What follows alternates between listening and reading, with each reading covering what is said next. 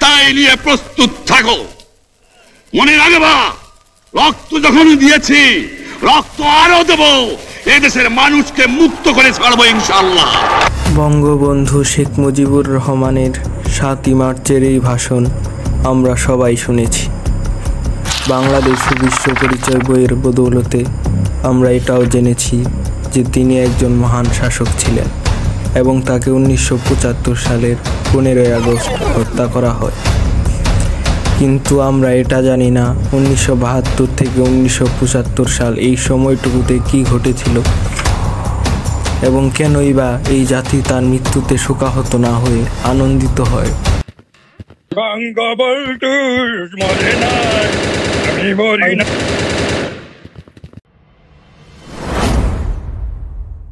Bay of Bengal, which caused such a ruckus in India and here at home, steamed out of the bay today and is now in the South China Sea. And Sheikh Mujibur Rahman, who may become known as the George Washington of Bangladesh, returned to Dhaka and one of the most emotional outbursts in that emotional part of the world. ১৯৭২ সালের 10ই জানুয়ারি মুজিব পাকিস্তান থেকে ঢাকায় ফিরল।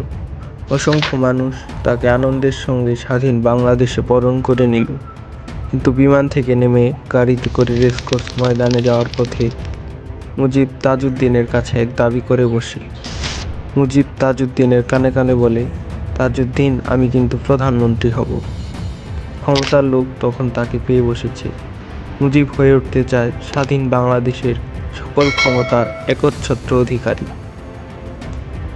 ১৯৭২ সালে মুজিব সরকারের অধীনে ৭২-এর সংবিধান প্রণয়ন করা হয়। এই সংবিধানে ধর্মনিরপেক্ষতার মতো বিষয়গুলো জোরপূর্বক আমাদের উপর চাপিয়ে দেওয়া। এরপর ১৯৭৩ সালে জাতীয় সংসদ নির্বাচন অনুষ্ঠিত হয়। এই নির্বাচনে কোনো কারচুপি না করলেও আওয়ামী লীগ জয়লাভ করত, কিন্তু মুজিবের দরকার ছিল একক আধিপত্য। এই নির্বাচনে আওয়ামী লীগের প্রধান প্রতিদ্বন্দ্বী ছিল ৩ মাস আগে সদ্য গঠিত হওয়া দল জাসদ।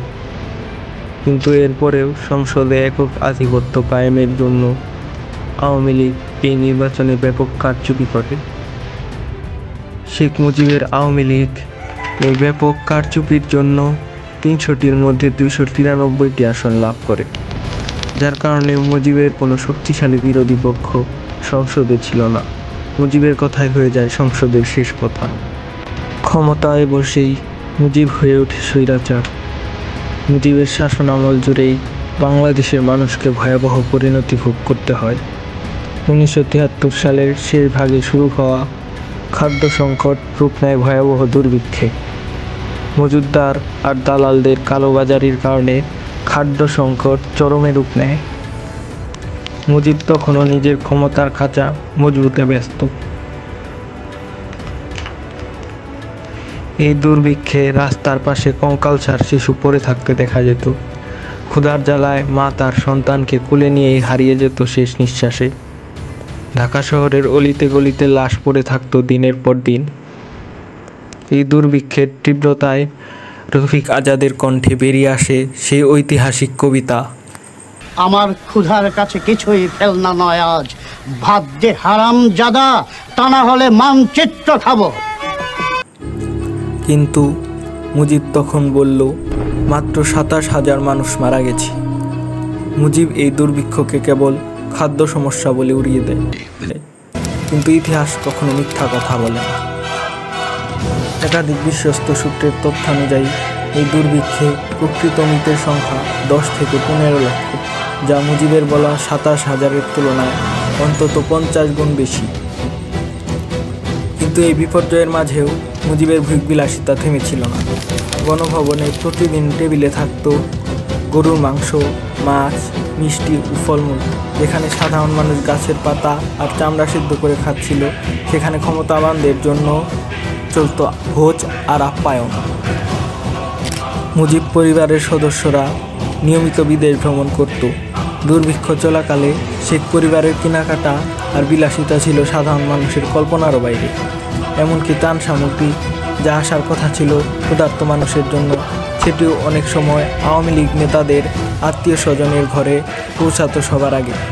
এটিই ছিল মুজিবের বাংলাদেশ। এই পরিস্থিতিতে মুজিবের জনসমর্থন ব্যাপক হারে কমতে থাকে এবং বিরোধী দলের কণ্ঠস্বর দ্রুতই তার জন্য মাথা ব্যথার কারণ হয়ে দাঁড়ায়।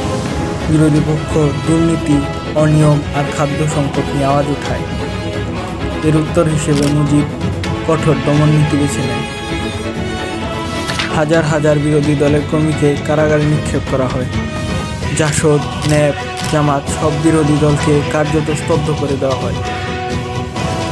মুজিবের তৈরি রক্ষী বাহিনীর বিরুদ্ধে নির্যাতন, হত্যা আর গুমের মতো অপরাধের অভিযোগ ওঠে।